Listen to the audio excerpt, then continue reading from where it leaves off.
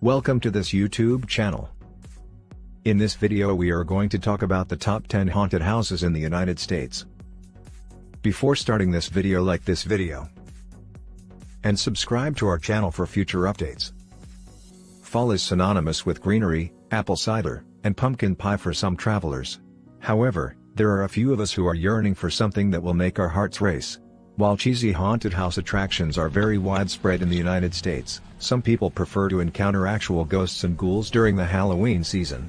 Fortunately for thrill seekers, the United States has plenty of historical mansions with intriguing and terrifying stories to tell, and finding genuine haunted houses isn't difficult if you know where to search. If you want to catch some ghosts on your journey, we recommend bringing your best camera and recording device. Number 10. The Whaley House Museum, San Diego, California. For the offense of grand larceny, James "Yankee Jim" Robinson was hanged by his neck in 1852. After Thomas and Anna Whaley built a house on the site where Robinson died a few years later, Yankee Jim's ghost appeared and haunted the place. His footsteps are believed to be heard clumping around the home. Yankee Jim isn't the only ghost in town. Mr. and Mrs. Whaley, a young girl, and even the family dog have all been known to visit from beyond the dead. The Whaley house is so creepy that, according to Time, the U.S. Commerce Department categorized it as haunted in the 1960s. Take a tour of the Whaley House Museum with ghosts and gravestones, which will soon provide night tours of the house for those searching for a true thrill. For opening dates, visit the tour company's website. Number 9. New York City, New York is the House of Death. 14 West 10th Street in Greenwich Village, where Mark Twain lived in New York from 1900 to 1901, is the red building in the center.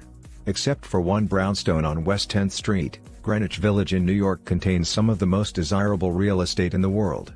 The townhouse, dubbed the House of Death, is supposed to be haunted by the ghosts of 22 individuals who lived or died there, including a 6-year-old girl who was beaten to death by her adoptive father.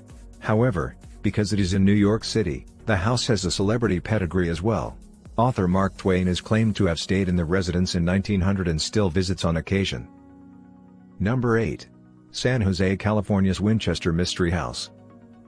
According to folklore, the ghosts of everyone murdered by a Winchester rifle haunt the rambling Victorian mansion on a bustling boulevard in San Jose, California. That's a lot of spirits, so the house's owner, Sarah Winchester, the heir to the Winchester rifle fortune, and the founder's widow, built room after room to accommodate them. Winchester didn't just build rooms, she built a labyrinth with dead-end hallways, cut-off staircases, sloping floors, and a rabbit warren of chambers. The house boasts 10,000 windows, 2,000 doors, 47 fireplaces, 40 stairs, 13 baths, and 9 kitchens, according to ABC News. The mansion has allowed tours for those willing to walk among the Winchester spirits since Winchester's death in 1922. Number 7. Fall River, Massachusetts, Lizzie Borden Bed and Breakfast. Andrew and Abby Borden were found dead in 1892, murdered by an axe-wielding psychopath. Lizzie, Andrew's daughter, was the police's top suspect. Lizzie was put on trial for the crimes and acquitted, but she lived the rest of her life with a sense of guilt. Number 6. Murder of Villisca Axe. Villisca, Iowa is the location of the house. Except for a night of terror at the Villisca Axe murder house, the small Iowa town of Villisca, population 1,252, doesn't have much to offer tourists. The whitewood framed house was the scene of a horrific crime in 1912, in which an entire family, including their 4 children and 2 young acquaintances, was axed to death. Several suspects were identified, including an Iowa state senator, but no one was ever charged with the heinous crime. Their ghosts are claimed to still haunt the mansion over a century later, searching for justice.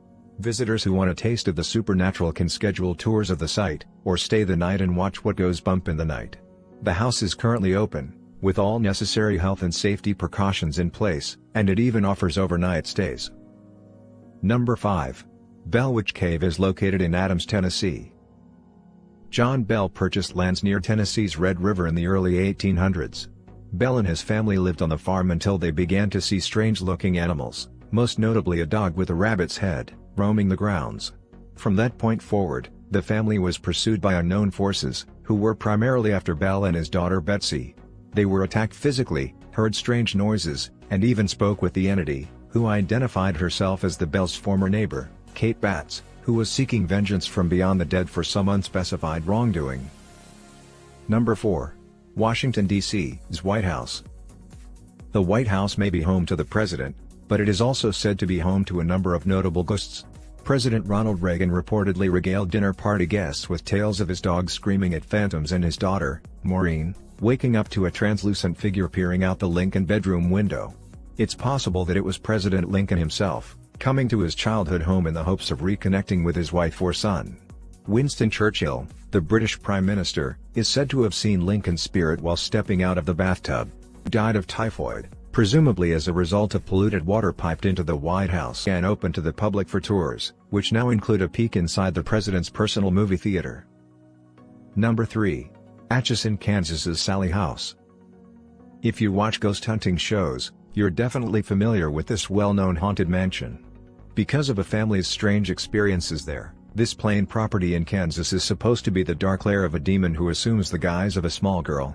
Deborah and Tony Pickman, new renters in the early 1990s, claimed to have witnessed weird happenings such as lights flickering, apparitions, possessions, mysterious voices, and strange scratches, markings, and burns on their body. These events appear to have been caused by the ghost of a young girl named Sallie. Bobby and Colleen Humbard, as well as their daughter Heather, claimed to have seen or heard Sallie, whom Heather claimed to be her imaginary friend. Number 2. Cleveland, Ohio's Franklin Castle. This massive Victorian mansion is known as Ohio's most haunted house, and it's simple to see why. It was created in the 1800s by Hannes Tiedemann, a notoriously vicious and abusive guy in Cleveland. Those rumors were confirmed when a spate of inexplicable deaths in Tiedemann's family occurred in the residence. Emma, Tiedemann's daughter, was one of the numerous persons who died abruptly at the house, reportedly as a result of diabetic complications. Tiedemann's mother and 3 more children died later.